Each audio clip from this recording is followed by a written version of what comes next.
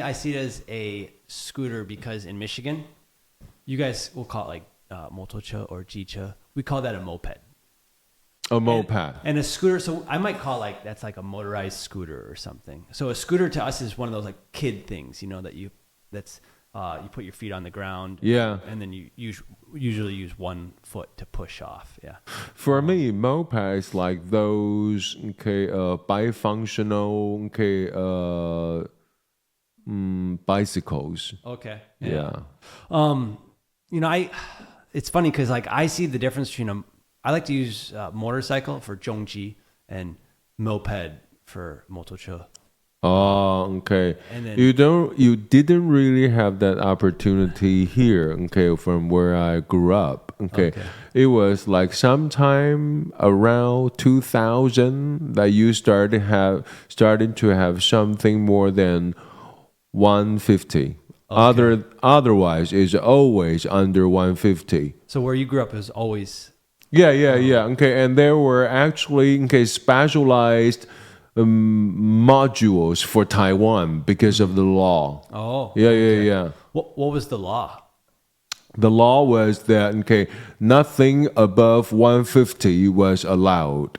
Really? Yes. So Honda and some other Japanese companies, they are streamlining. They were streamlining their 350 down to 150.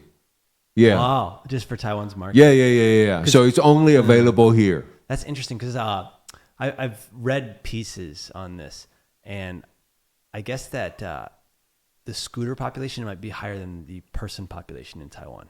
If you consider like all the scooters that maybe are not really working anymore, but kind of around, it's just incredible how many scooters there are in Taiwan.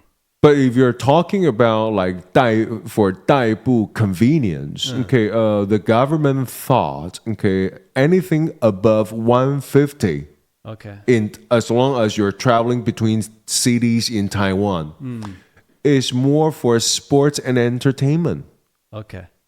So they felt they felt absolutely comfortable to put a ban on that. Wow. But that's like Kuomintang government, right? Yeah. Exactly. Okay. Yeah. Especially when they don't want any bikes on the highway. Yeah. Was that also, do you think, a way to try to keep car numbers down or to limit, because the highways are pretty rough, man. I don't really know. But I do know that in their eyes is pure sports and luxury. You don't need anything above 150. Yeah. Yeah, maybe you don't.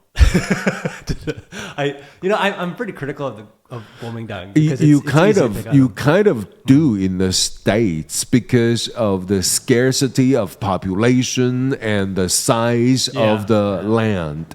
But not here, I have to say.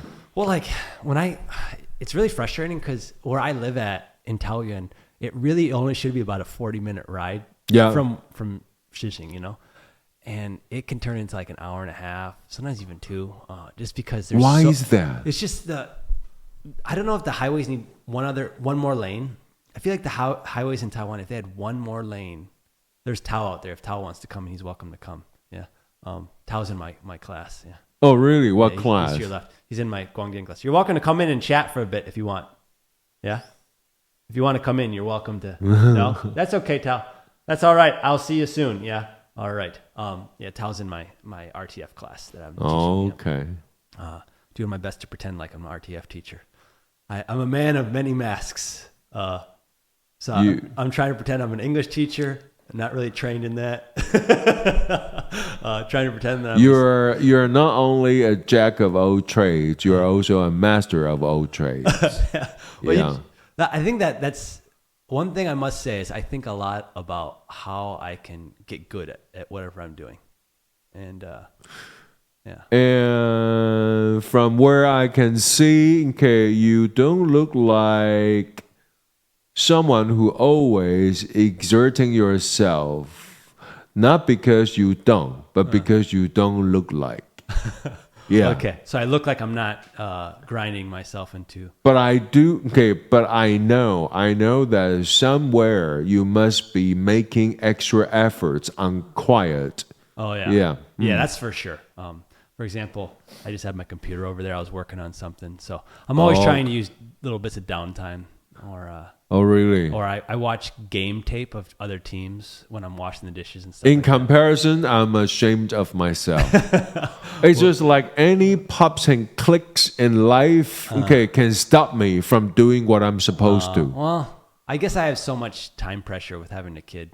Yeah. Which I'm really excited about that. I had that too. We all have that. It's just like we respond differently. Yeah. You respond responsibly. I'm trying. It is frustrating though. Like, I don't think people always get it. And I don't know if you felt this, but like my work performance is definitely not the same as before I had a kid.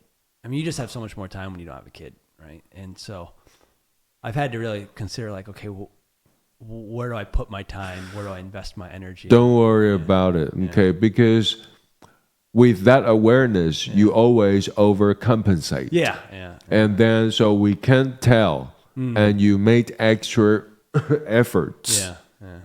So yes, your performance is slightly different, better. Maybe, yeah. Because you work better under pressure. Yeah. That's why. Yeah, you also, like, I've cut out certain things that maybe I was doing that I thought was valuable. For example, I would watch a movie before I show it to the class. This is back like 6-7 years ago. And I'd actually watch the subtitles very carefully. And I'd end up teaching something like 100 plus words. Yeah, you do that a lot later.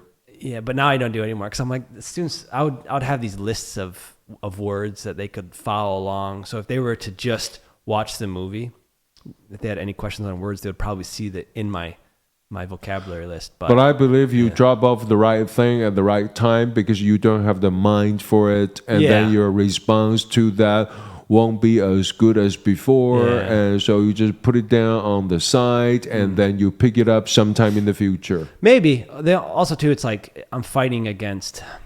So I think they call it like second screen. So something like 70% of people, when they're watching Netflix or whatever TV they have another screen in front of them. So it's like they're playing. No, that's a bit too sad. I don't do that. I'm old school. I don't do that. Yeah, man. My friend, that would be too sad. That's really bad. But the thing is, you're in the minority, which is terrifying. You know. True. I have to agree with you that I know I'm not among the majority. Yeah. It's just funny, like how little self-control people have.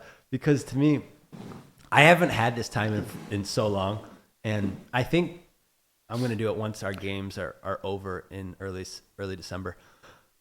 But when I read, man, like I don't have my phone next to me. I have my paper book. I'm on the couch, whatever.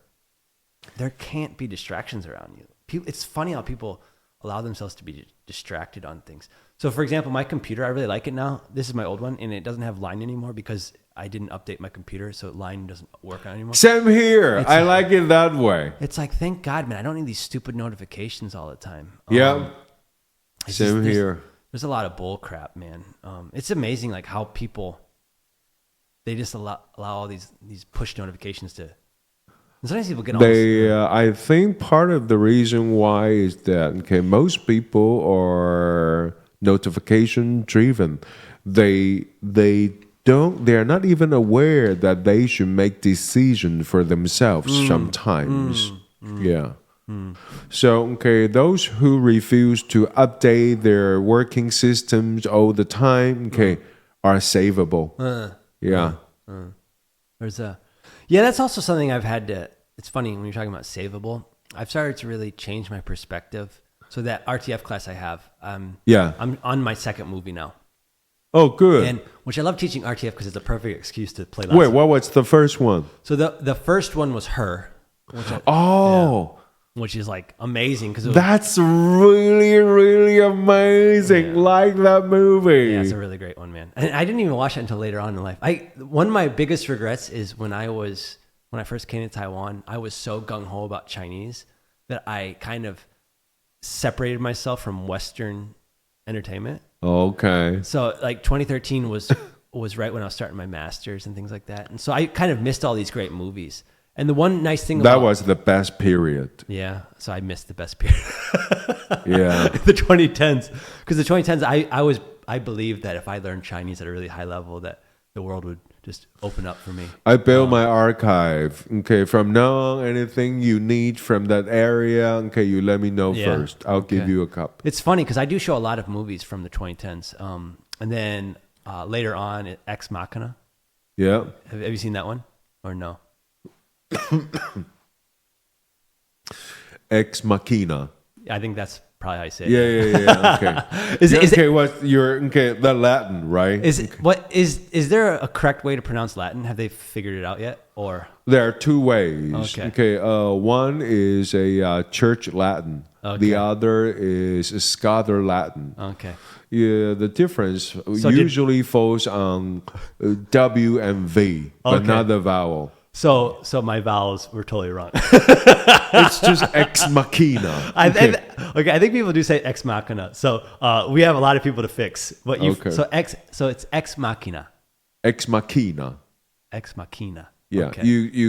The tone, the stress is almost like Italian. Okay. This is really good because I taught this last year and I taught them the wrong thing. So don't worry about it. Okay, it's a dead language. but someone's I love that one. Okay. It's scary to me, but I love that one. Okay. Yeah. I was trying to show. I had to make up a fake class. Yeah. So you are making this the second one. That's the third one. That's the third one. Oh, the third one. And now it's first her, and now it's a Leave the World Behind. Leave the World Behind. That's 2023. Yeah. Maybe it's too new for me. It's a Netflix one. You can get it on there. It's a Netflix exclusive. It actually originally was a novel. I think published in 2020. Yeah. But it's not. It has like a 6.4 IMDb rating.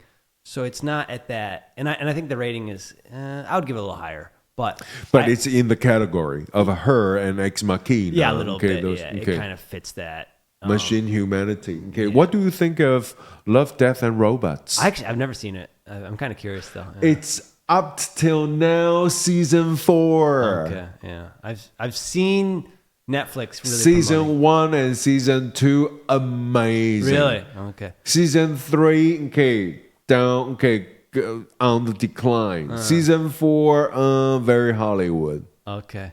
Did it start out as British and then it went? Yes. Oh, this is a mistake that it was almost like a competition. Like they have a pool of directors, animation directors, and they can go on working on the same theme, and then they join the competition. They pick up top 10 or top 20. Okay.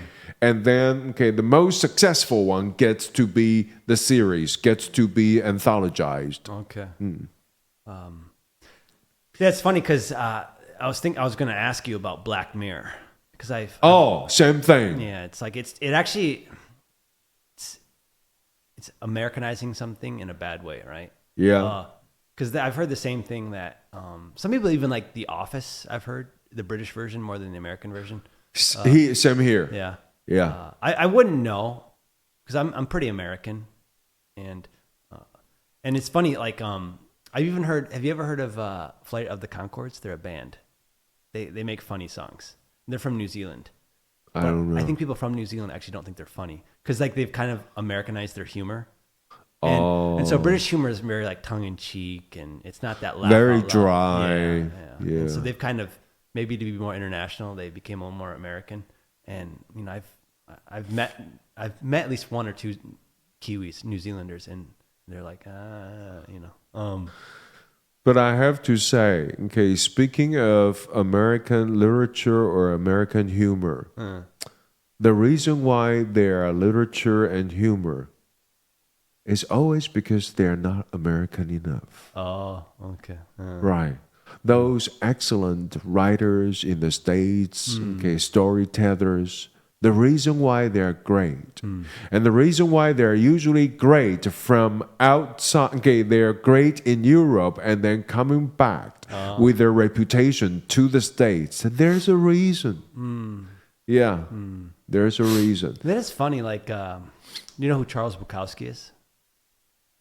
I think it's Charles Bukowski. He's a writer. If like, he's not seen as a classic writer, but I think he was born in 1925 and he died before 2000, I think.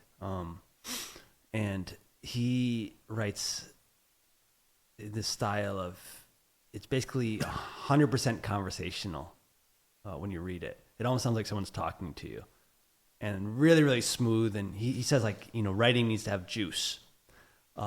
Anyways, he's not really famous in the United States, but I guess Europeans love him. And when you read it, when I've done a couple audiobooks, and I don't really want to keep on doing it because it's a lot about, okay, he talks about masturbation all the time and like men who are not really doing all that great. But it's very funny. And his descriptions, it makes you laugh all the time, and there's some brilliance to it. But I guess Europeans really like it, and Americans haven't liked it as much. So it's kind of funny when Americans are more well-received. It's always like this. Yeah, I have to say, like, okay, for major cultures, major percentage of population of the population is usually anti-intellectual. Yeah. So if you are good enough, you must be famous outside the community first. Okay. Edgar Allan Poe.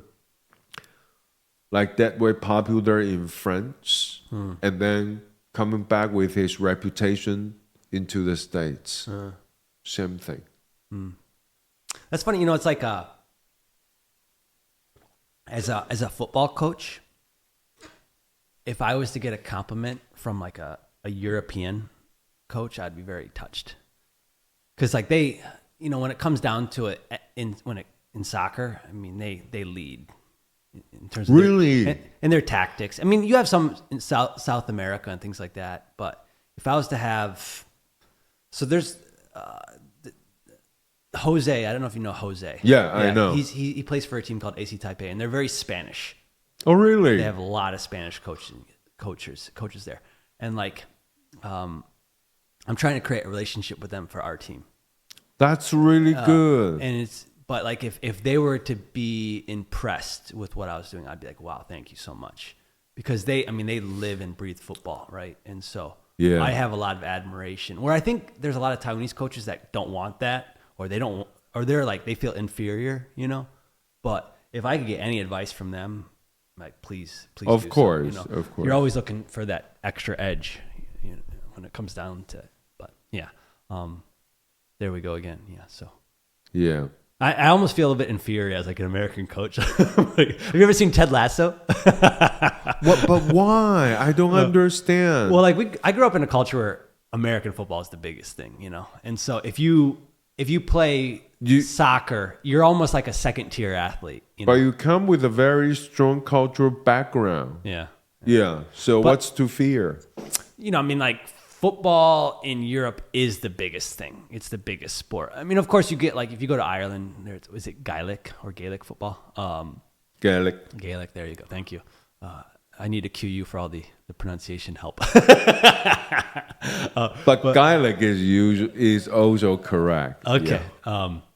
So it's like that's the biggest sport in Ireland, right? But in general in Europe, most cultures, football is the big one, right? And so it's like their best athletes are playing football, where our best athletes are playing American football or basketball. Okay. Right. And so, I mean, there's a good population of great athletes that play soccer in the United States, but, you know, and that's improved over time. But you two have a very long history of the very devoted investment into the sports. So, you know. Yeah, it's you know, it's funny that there's a girls basketball player from Australia. Really? And I'm trying to get her to come on to the podcast. I just talked to her the other day. She's really tall, and if you look at her, I think she has indigenous blood. Oh, really? So she almost looks like, if you were to tell me she was Taiwanese, I wouldn't disagree with you. Oh, really? Yeah, you see her walking every once in a while. Anyways, yeah. Australia is known for really investing in their sports, which is Okay. so it'd be fun to talk with her sometime. So if we see her, I'll try to bring her in. Yeah. By Aboriginal, okay, you mean Maori? Yeah. I think. Well, I'm not sure if Maori is I would have to ask her. Yeah. Okay. I'm trying not to use Aboriginal anymore because I guess that's a dated out. It's not. Yeah, I don't even know what to say. Yeah. I don't even know. I feel like you don't care about this stuff though, because I've heard you say Mongoloid. Is it? Or what? Is it? Do you say Mongoloid? Have I heard you say before? Like I've heard you use some outdated terms that 30, 40 years. The fourth species. Yeah. Mongolianoid. Oh, Mongolianoid. Yeah, I'm Mongolianoid. Okay. Yeah, Mongolianoid, Caucasianoid, and Negronoid, and then forgot the last one. Yeah, there are 4. I've heard like if you use those words and there's a PC expert around, they're gonna just light you up. But I also don't know if that's in every single field. You know, like if you go to anthropology, if it's okay to use those terms and things like that. But this is these are all anthropological terms. So yeah, you don't really seem. I don't. I just don't. You're not going to police your own language. Right. This is science.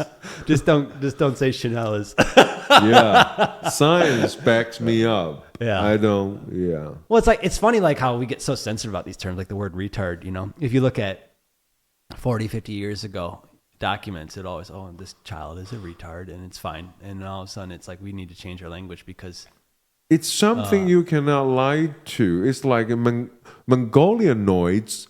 They are very vulnerable to alcohol and to what I forgot. To alcohol and extra calories. Okay. Yeah, but they are very strong to sugar. It's basically impossible for Mongoloids to have sugar high. We just don't. Okay. Yeah, and from where you can hear those Chinese American families saying their babies are having sugar highs, they're just bullcrap. You don't. You are genetically impossible to have sugar high.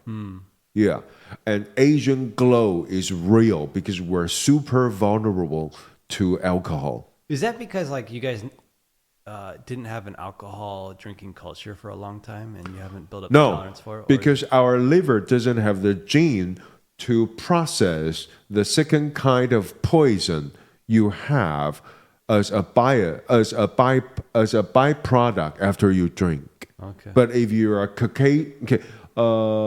Caucasianoids, super efficient in processing that. And I'm not saying, the scientist says that still, it's still a burden on your body, on your livers, but they can process that. Yeah. But Caucasianoids is super vulnerable to sugars. Okay. Yeah. You have sugar high. So do you think this is more just about like genetic good luck or bad luck? Because it's funny, there's this series called, is it called Beef? Anyways, it's about 2 people having road rage and then how that spins everything out of control. But what's very interesting is it's a very like, the principal cast is Asian, but it's in English, right? So you have, Korean, Chinese, you have Korean Americans and things like that, Chinese Americans. The thing about it is the one guy who's Korean American, he makes this really great point that, why are Asians so likely to be lactose intolerant, but they've been, is that Sebastian? Is he coming in? He's not? Nope. Very sad. One of my football players. Yeah. So why are Asians lactose intolerant, but they've had cows in their culture for thousands of years, right? So I think we've assumed in the past, like white people can drink milk because this is very, very weird to me. Yeah. I have to say, right? It's I think it's biological shame As mammals, how can you have lactose intolerance?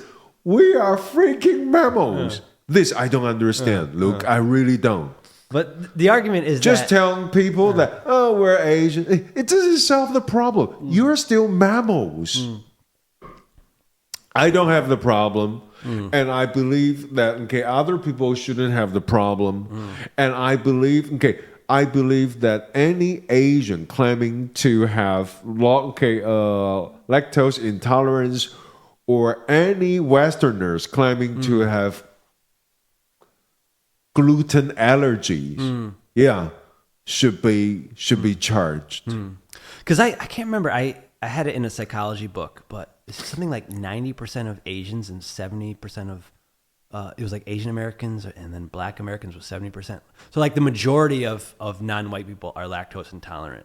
But I'm also curious if this is a little bit to do with, can this be reversed based on, let's say my son who drinks milk now, let's say if he was always to drink milk and never give it up, because the argument that humans shouldn't be drinking cow milk is what? That no species other than humans drink milk after they are not children, right? So no adult animals drink milk, right? True. So the argument is that white people are weird, right? In one aspect, yeah. No. But of course not. Yeah. It's always safer to go back to the baby food. Maybe, yeah. I don't understand. Okay, you just pointed to something that I never understood. Yeah, that. Well, I mean, that also might be like this is animal activists and things like that, or vegans and then suddenly, from the middle of nowhere, rich people start telling people that, oh no, I'm allergic to this. I want something gluten-free. I want something so hard to process that by the end of the processing, the crops already lose its heart of crops. I don't understand. It's the gluten allergy. So you think it's made up, yeah? Yeah, it's made up.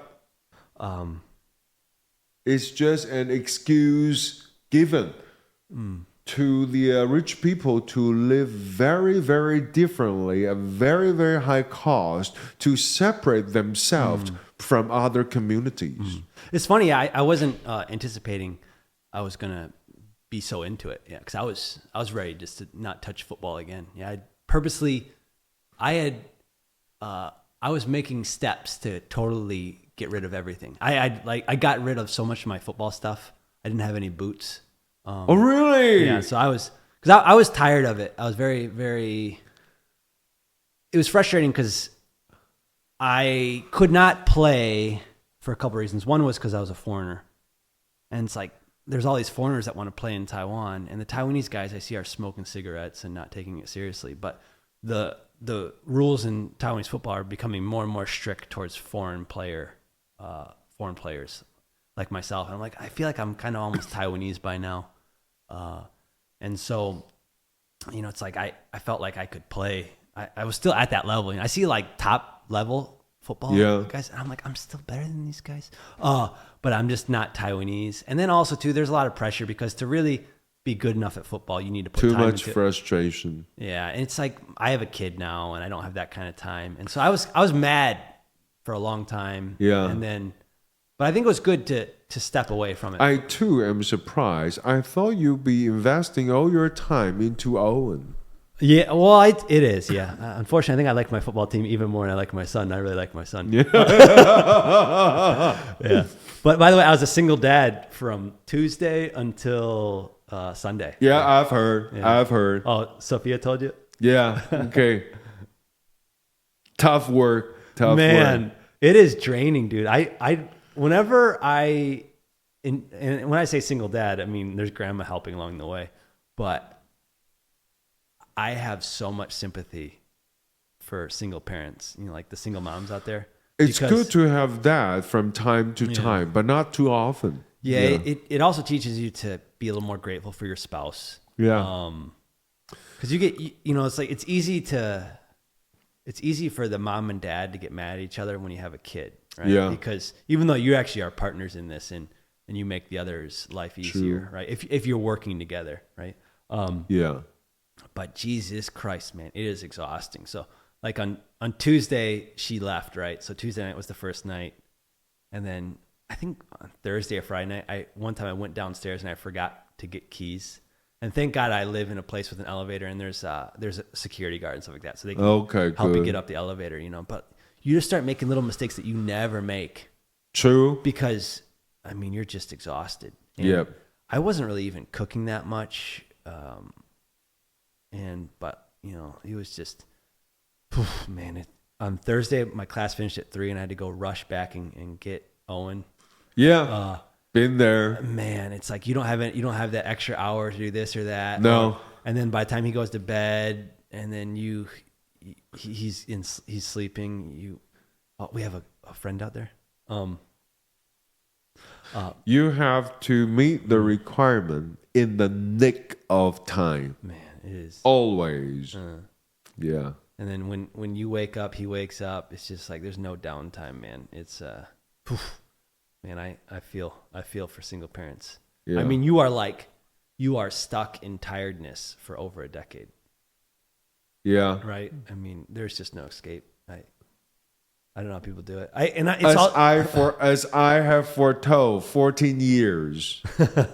14 years of padlock. And then you'll be free. So once 14 rolls around. The second year of junior high, I think. Yeah. I don't know, man. Don't worry about it. Yeah. Boys get away earlier. Yeah. Yeah. What really annoys me though is when people give me advice and they don't have kids. Oh, we never need that. We never need their advice. Yeah. And sometimes, like I remember I had this one of the coaches was like telling me like to not have guys in the gym by themselves, like be in the weight room with just me and him, and because I have a kid and stuff like that, and you know I have a wife at home and things like that. And I just want to say like, you don't have a wife, you don't have a kid. Like, don't give me advice. You're making my life hard. Get out of my way. Yes. Like, I just want to like push you in your face. Yes. I know. Right? Like, I know don't give me advice on what I should do when you're getting in my way. Like, what would be great for you is to get out of my way and let me do my thing. It's just like someone who never spoke Latin trying to teach us Latin. Pretty much the same thing. Ex machina. I didn't mean to bring it up, man. Yeah. But if you're curious about the other movies I show in that class, so the third one, Ex Machina. Machina. Ex Machina. Yes. Yeah. And then after that, then I actually have the 1966 version of How the Grinch Stole Christmas. So it's of course that's classic. Okay, so it's very obvious. There's a theme in there. How do you shape the theme? Well, it's more like human mechanism or machine humanity or the interaction in between or the hidden danger. Well, I wasn't listening well enough to completely answer that question well. But so with her, it's kind of technology and its effects on us emotionally, right? Where Ex Machina is more about what happens if that technology becomes bodily, if it right? So it's like how AI can take over physically. Her is more how it takes over emotionally. Yes. Right? So right now we're looking at AI girlfriends doing something emotionally. Right? Yep. And if robotics advancement kind of stopped around 2013 and they think it might be picking up again. I think it's a little overrated because he's on the side note, now there's a trend, a very minor one. The negatives I think outweigh the positives, but there's an aspect of smoking brings people together, and that social aspect you cannot 100% deny. They see people, they see everyone the same. They see people as statistics. but in fact we're not. And when they do their calculation, they always do their physiological calculation and try to avoid the psychological benefits. What if, health-wise, whenever I smoke, 1 minute of smoking will take away 6 minutes of life. But then, whenever I smoke, 1 minute of smoking will add 7 minutes of life because I'm freaking happy. So, okay, 7 minus 6, I still win one. Yeah, I don't know if Right. I don't know if that's how it works. But you don't have to second, but yeah. There's something special about smoking where people are always like kind of borrowing cigarettes from each other, or I'm almost sometimes a little jealous of smokers because they have that excuse to go. They have their special bonding. Yeah, and I don't have that, right? And I mean, if you're smoking by yourself, I don't know. I kind of worry about you. True. But because it should be social activity. Yeah. Yeah, and probably drinking too, right? They say like you should never drink by yourself, but True. yeah, but I actually almost only drink by myself. I think it is a must, especially when we grow up and outside our working community, because people like us, if we don't drink alone and we find drinking partner from our working, that's CC. Oh, hey, Cici. From our first year, people like us, like we don't really want to socialize with people we don't like. But if we refuse to drink alone and then we try to make do with whatever we can find from our work environment, bad thing.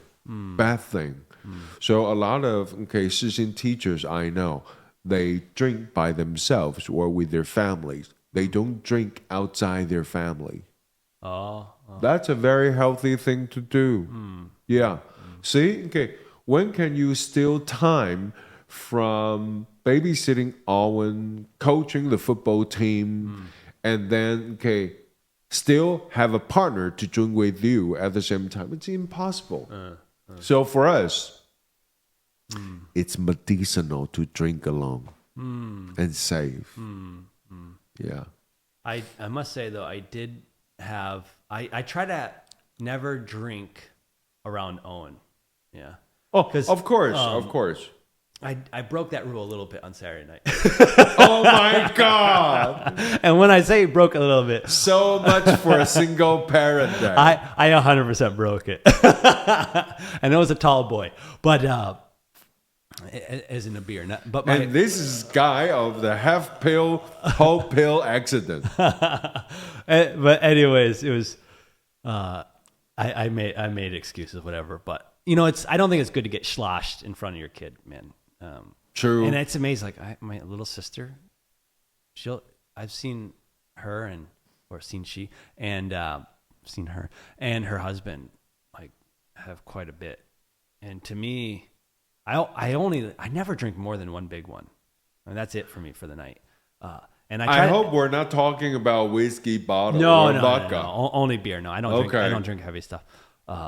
And then I limit myself to one a week, and I'm actually not going to drink until after their games are done on the 14th of November. So I'm going to go dry for a couple weeks, just to maintain focus and things like that. But yeah, man, it's like I can't believe people are like getting drunk around their kids all the time. It's just you have to be so focused, right? I don't smoke around kids. I don't drink around kids. I stay fully on alert. Did you have rules for clothes? If you smoked in certain clothes, you couldn't wear those clothes with your kid or no? Some people do that. Like if they smoke, they take off their clothes and they put on new clothes or... First, I don't smoke home. Oh, okay. So I only smoke out.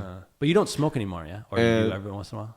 What? Do you smoke every once in a while, or are those days over completely? No, completely over. It's too much trouble finding a place to smoke in Taipei. Okay. So this is actually a reason why the stricter policies are just good. too much trouble. Yeah, never formally quit. Never formally announced my quitting. Yeah. So it's just too much trouble. And then I never wear my outside outfit when I'm home. Yeah, I change everything. Okay. I have home glasses. Oh, wow. I don't wear watches. I have Wow. I have completely set. Okay, even before pandemic, it just Asian habit. Really? Yeah. That's interesting. So your glasses at home are different than your glasses. Yes. So like right when you get home, where do you go to change? My closet. Okay. I have my walk-in closet. Oh wow. Yeah.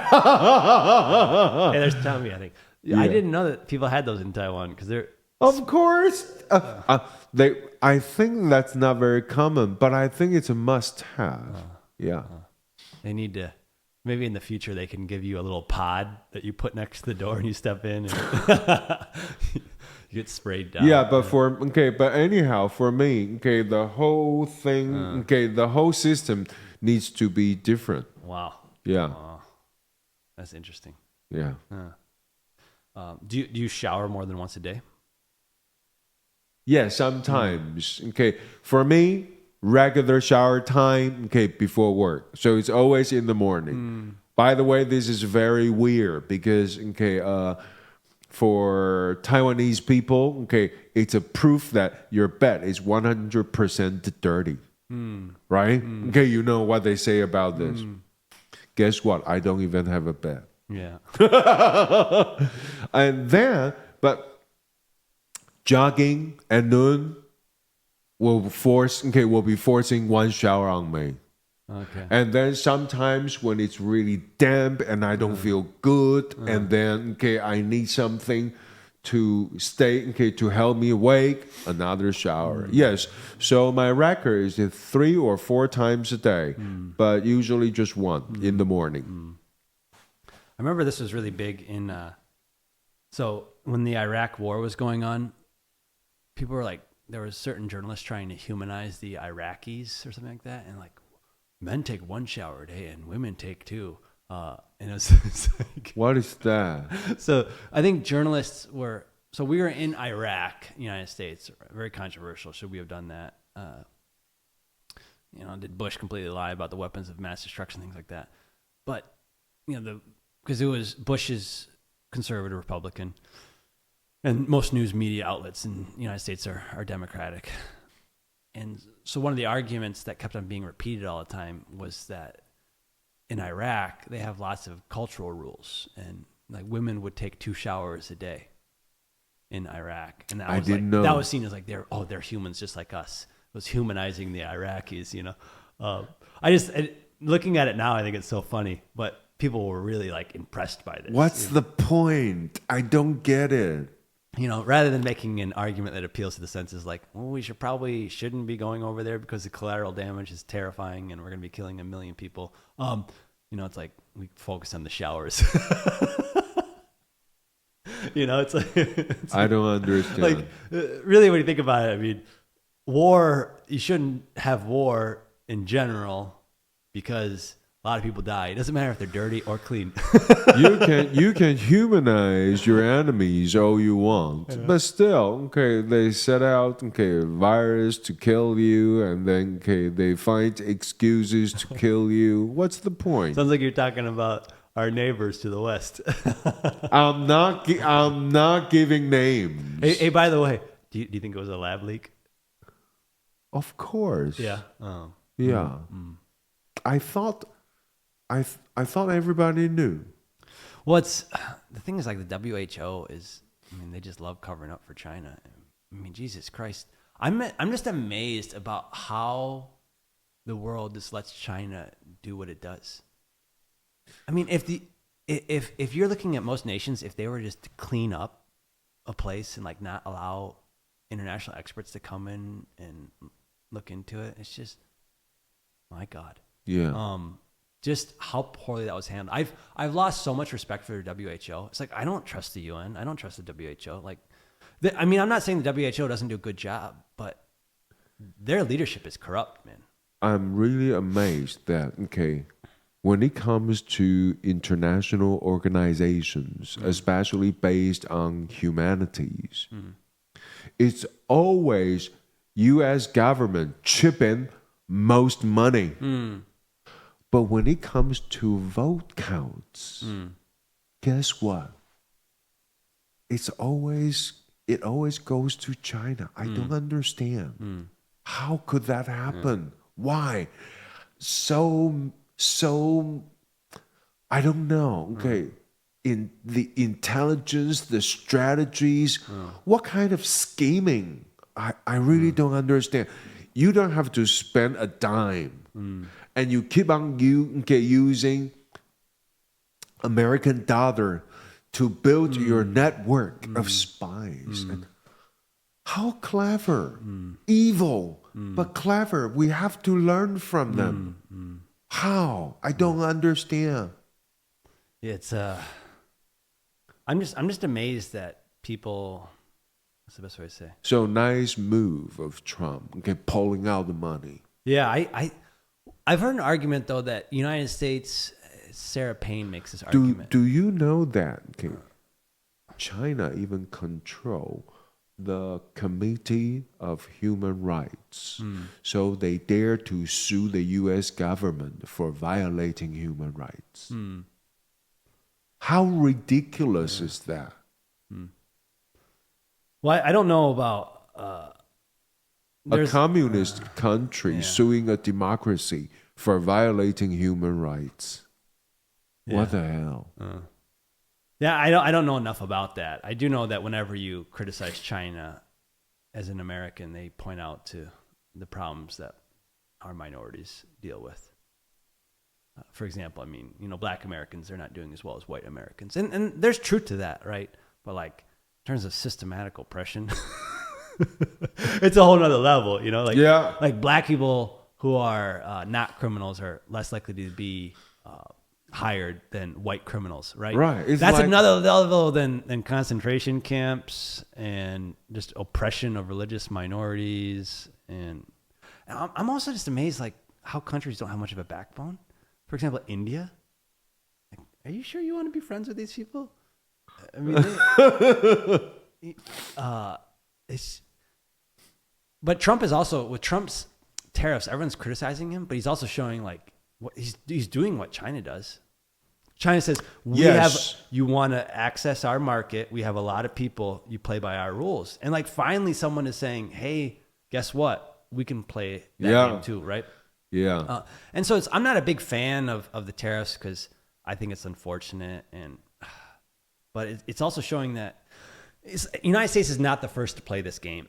And it's also there's a lot of countries that have unfair rules, right? And, we say that we're this globalized world, but even Taiwan has certain barriers set up, and I don't know if they all need to be there.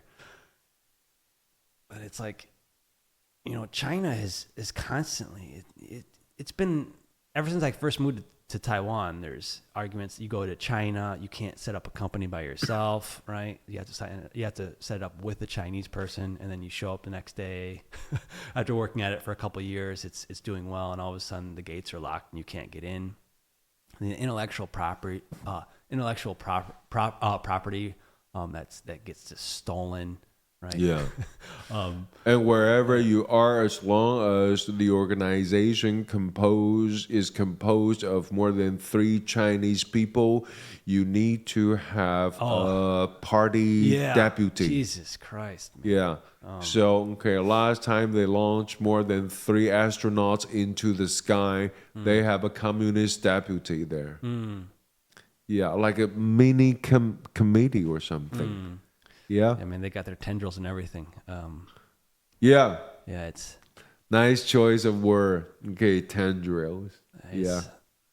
Never see the melon, but the tendrils are all over the place. It's kind of sad that the UN... It's really sad that the Kuomintang was so bad at governance, because so many things could have been avoided, right? Like if Taiwan started out back when when the mainlanders travel back in time. If we go back to 1949 and you could take the government now Yeah. and take it back to 1949, would the UN have kicked out Taiwan? Of course not. Right? Yeah. Like you have all these problems that could have been avoided, but like Jiang Jieshi was such a bad leader, man. He was such a bad leader. Right? Hey, but if you really want to go against the history, Yeah. should the Germans and Japs a little bit more careful? Yeah. You be speaking German. I'll be speaking Japanese by now. Who knows, man? But I mean, if you think about it, Taiwan is a very well-functioning government right now. Sure, right? But for so long, it was so poorly run. And basically, when Jiang Jieshi was here, it was basically like a small China in terms of all the executions and all the human rights abuses. It's like, so as, in the past in the West, like, there's no shared values in Taiwan. It was just True. It was just like, hopefully they'll work with. I mean, like Kuomintang, you can't really tell me they're basically communists in the past. Yeah. It's like some different version of communism. Hey, but I see some similarity between KMT and communists. They don't have a job. They're not real people. Okay, correct me if I'm wrong.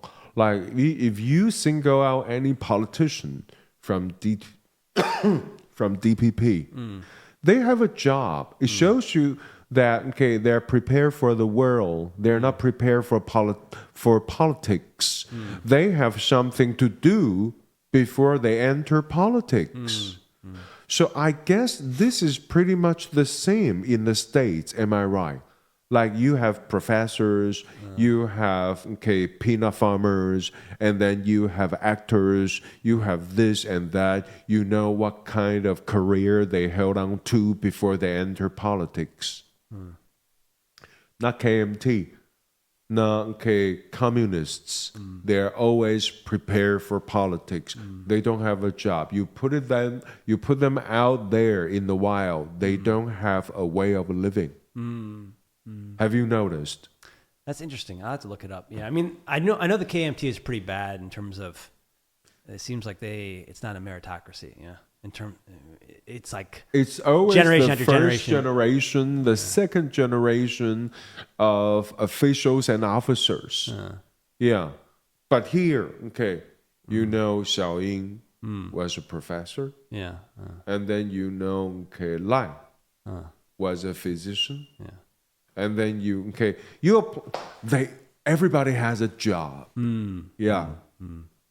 But not from KMT. Not from CCP. Yeah. I even heard the argument, he's a war expert, Eric Prince, made the argument that I thought was very interesting, that there should be no such thing as a professional soldier, or there should be very few. This is from who was the teacher of Thoreau? Who was the teacher of Thoreau? I don't know. The father of transcendentalist. I don't know. Not Walden. I don't know. I can't think of the teacher of Thoreau, the author of Walden. Emerson. Okay. This is from Emerson. There should be no professional soldier. There should be no government. Stand by 24/7. Yeah. If we have something to tackle, we summon them and then we dismiss them. Nobody needs to feed a bunch of officials and officers. Yeah. This is from Emerson. That sounds like a good place to stop. Okay. Good. So it's a wrap.